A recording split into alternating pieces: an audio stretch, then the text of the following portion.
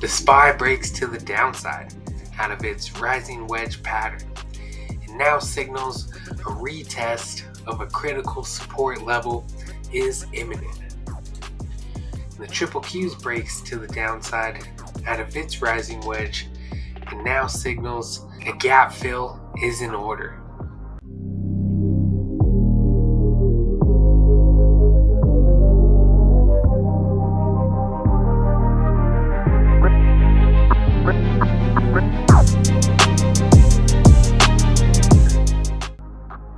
Welcome back, everybody, to High Quality Trades, the channel where I provide top-notch technical analysis on the stock market, where we go over simple support and resistance levels, trendline breaks, and pattern formations. And I give you the price targets of where price is headed in the coming days. So let's get into it. In today's video, we will be going over the SPY, the QQQs, and the VIX. Now first up, we have the SPY on the 4-hour time frame.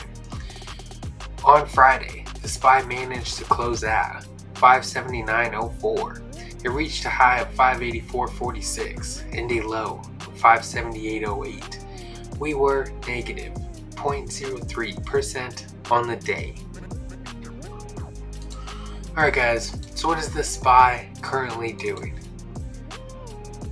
So on Friday, it looks like we found resistance up here at 584.53. And the bears stepped in at this level and pushed price lower.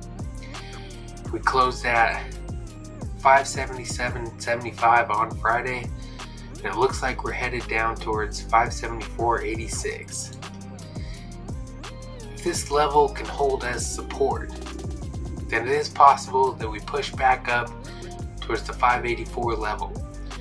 But if we break below this 574 level, then that will signal a retest of our critical support level here at 565.15. I would say at this level, it is most crucial that the bulls step in and try to push price higher. It would be a bearish signal if the SPY falls below this 565 level to then head down towards 555.23, which would be a full pattern completion of this rising wedge. I think this may be a scenario where we only get half the measured move before the bulls step in and then push price higher. To get an idea of where price is most likely headed come the early part of next week, let's now drop down into the 15-minute time frame and check out our 200 period moving average. So this moving average is now curled over and headed to the downside. The SPY did close below it on Friday, which does signal that we head down towards 574.86. If we are to break below this level come the early part of next week, then it's most likely price heads down towards 571.64. But if we were to hold this level as support and the SPY pushes back up, then it's most likely headed up towards the 200 period moving average of 580. And if we're able to get above that moving average, we would head up towards 584.53. But I would say the bulls have their work cut out for them headed into the early part of next week. Alright, let's head on to the QQQs. So the QQQs last week broke to the downside out of its rising wedge pattern. Thursday and Friday's price action, we pushed higher and we retested our ascending trend line of the bottom of the rising wedge. It did hold as resistance, and then we fell back down towards support of 494.40. The QQQs needs to hold this level if it's going to head any higher. If we find buyers in this level, then the QQQs can head back up towards 500 and possibly 505. But if we break below this level come the early part of next week, then the triple Qs will head down towards 489.62. If it breaks this level, then the next level of support will be 484.38. There is a gap fill down here at 476 that I'm looking for the triple Qs to fill in the coming days to weeks, just based on the bearish break of this rising wedge. So if we get a full pattern completion of this rising wedge, that signals the triple Qs will head down towards 458 in the coming days to weeks. But I do believe this may be a scenario where we only get half the measured move before the buyers step in and try to push price higher. Half that measured move does put the triple Qs falling down towards this gap fill, which I believe will be a good area if the gap does get filled for the buyers to turn around and push price higher.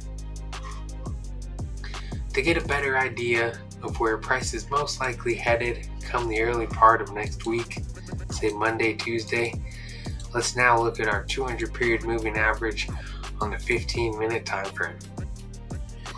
So this thing is moving sideways at the current moment, and the triple Qs managed to close above it.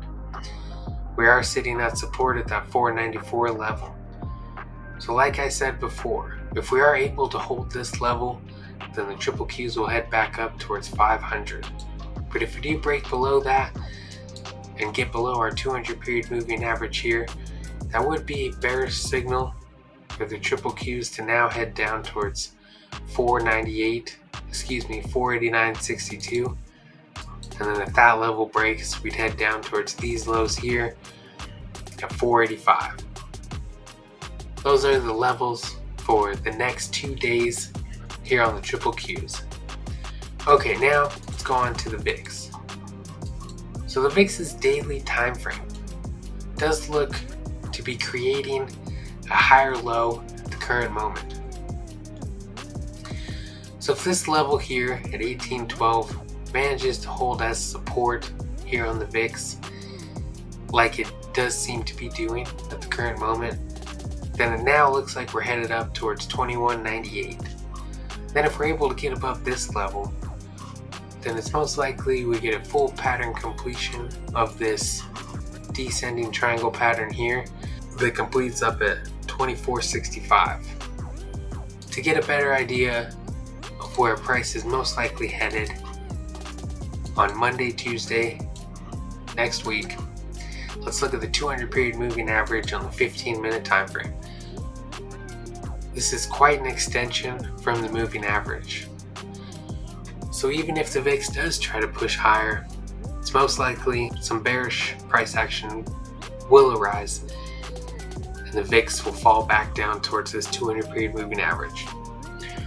So come the early part of next week, there may be some bullish price action on the SPY and the triple Qs, just based on how far the VIX is away from its 200 period moving average.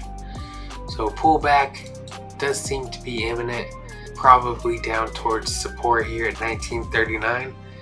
And if we're able to hold this level, then it may be a point where the VIX tries to turn around and head back up towards this 2198 level. So if the bears do step in here on the VIX and push price lower, and we break below this 1939 level, then the next support is down here at 1812.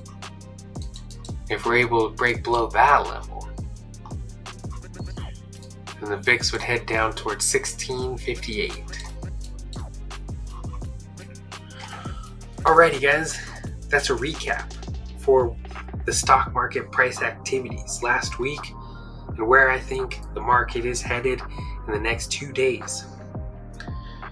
I'll bring you guys another video on Tuesday night for the rest of the week's price action. Thank you guys for watching High Quality Trades, and I'll see you guys in the next video.